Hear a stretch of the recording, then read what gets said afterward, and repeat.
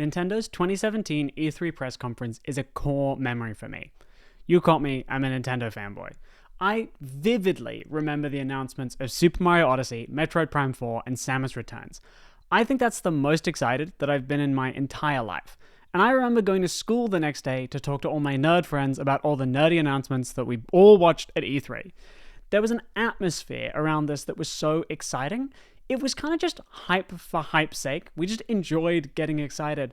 But there was something beautiful about it, about being excited about games, about waiting for something to come out, about that anticipation. Everyone has their favorite announcements. God of War 2018 is obviously a huge one, and one of the ones that sticks out to me is the announcement of Twilight Princess in 2004. Obviously, I wasn't there for that one, I was too, but just watching this room full of people explode at the announcement of Twilight Princess is just like, it's crazy.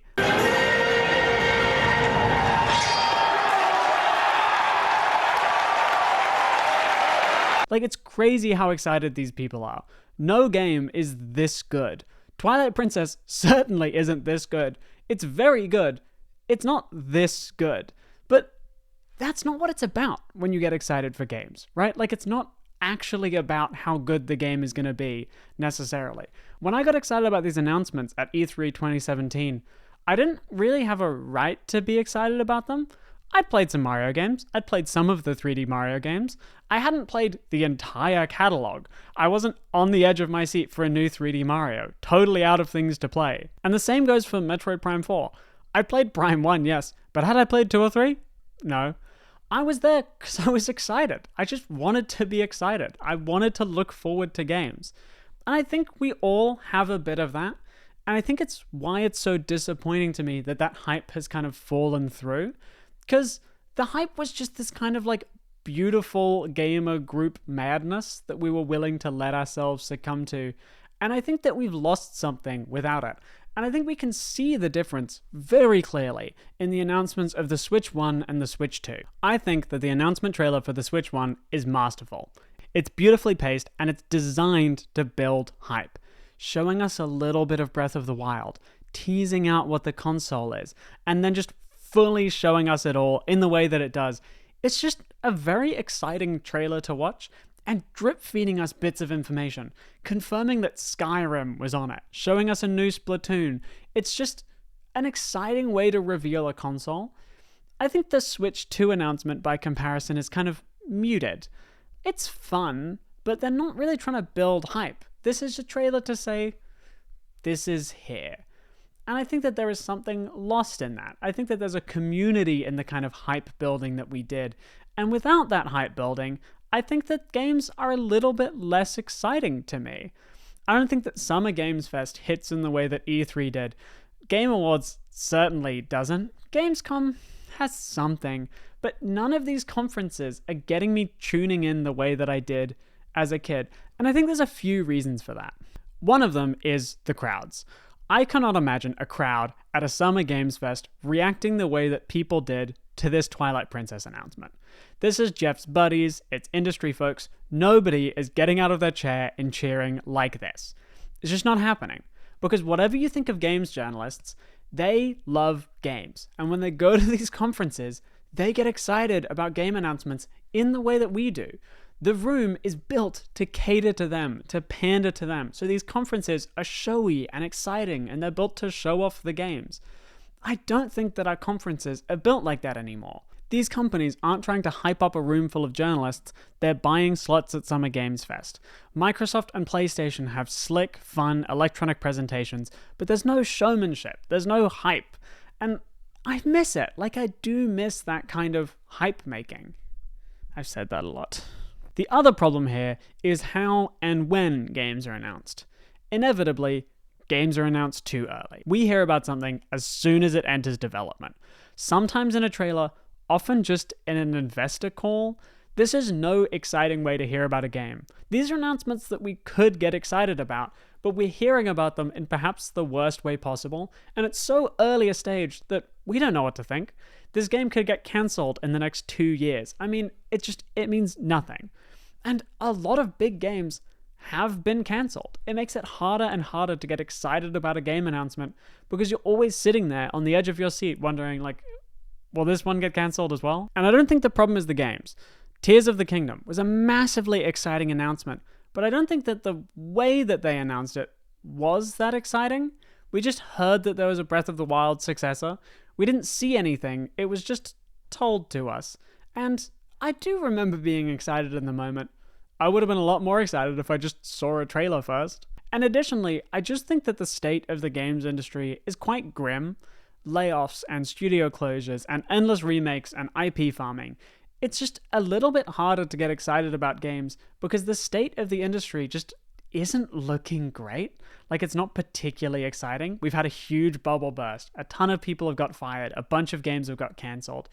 It's a harder thing to get excited about. But I think this general grim outlook is part of why I'm finding it so fun, the way that everyone is getting excited for Silksong. Like, it's just a big joke at this point. But the hype is real. Like, people are excited for Silksong in a way that they haven't been for a game in a while. And I think the fact that it's an indie helps with this. You know, we're talking about an indie studio, so we're supporting a smaller studio. And we're talking about an indie studio who are devoted to the game they're making. They're passionate about what they're doing, which means that Silksong will probably come out soon by the sounds of things. But it will come out. Like, it's not going to get cancelled in the way that a AAA game gets cancelled. And I think the atmosphere around Silksong just is making me feel very nostalgic for these old game announcements. The way that people used to always be asking when Metroid Prime 4 was coming. Like, that was a thing for ages. Or Diamond and Pearl remakes. It's exciting to be waiting for this stuff. And I'm enjoying the anticipation of Silksong. Again, as someone who hasn't finished Hollow Knight yet, I'm excited for Silksong. And I'm enjoying being excited. And even if it is true and genuine madness, the level to which people are commenting, where's Silksong and everything, nonsense. Like, it doesn't make any sense. But I'm just glad that we're excited about something. And I would love to see more of this kind of excitement. I don't know how it can happen, how it can exist. These conferences are just quite a drain. Like, there's just so many conferences and so many games, and it all feels very corporate and dry. But I wish that we could go back to that kind of showmanship. To his credit, I think Jeff Keighley is trying. I don't love all of his conferences. The Game Awards is steadily veering away from cringe, but is becoming less entertaining doing so. And Summer Games Fest is like 30% interesting games and 70% paid ad slots. But I see what he's doing here. I'm glad that there is a show. I'm glad that he's trying to build hype around announcements. I'm glad that there's a bit of showmanship to this. But I just wish that we could go back to these really splashy, exciting conferences. I wish that these conferences could target gamers first. I wish that there weren't any paid ads in these conferences. I truly wish that we could just get excited about games again. I just want to be excited about games. I want to play games. I want to talk about games. I want to anticipate games. And I want to be more excited for games than I'm going to enjoy those games. I miss that feeling. I'm grateful for Silksong.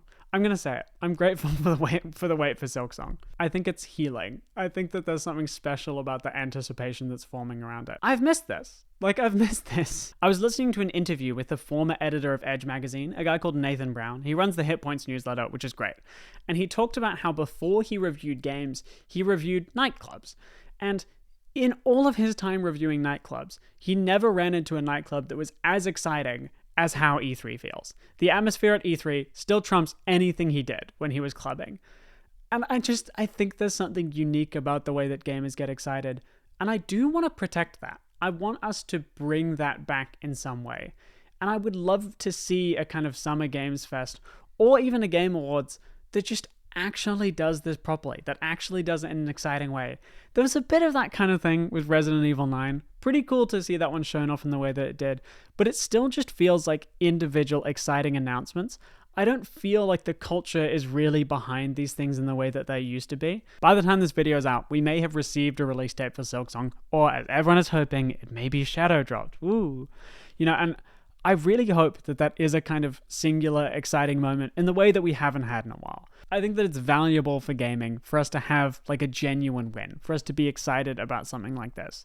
I think that Expedition 33's release had a similar kind of buzz that made me feel good about the old times. And every single time this wave of genuine excitement comes along, I really think that we should be riding it.